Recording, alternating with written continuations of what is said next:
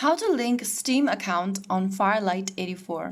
Hello everyone, welcome back to another video from Gameplay Classic. If you are looking for a way to link your Steam account on Farlight 84, firstly, open up your Farlight 84 game on your device, and once you're inside, go ahead and tap on the gear button at the top left corner. And once you're inside this settings menu that appears after tapping on the gear button, go ahead and tap on Game from the bottom. Inside Game, tap on Service from the top and tap on Account Management.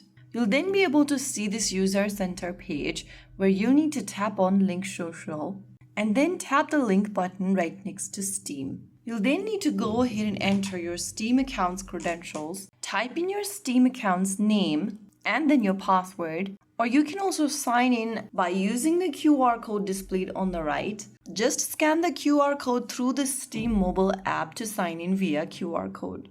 After you type in your correct credential and sign in, you will be able to link your Steam account with Farlight 84. So that's how it's done. If you found the video helpful, don't forget to like, share, and subscribe to our channel. I will see you again in the next video. Thank you for watching.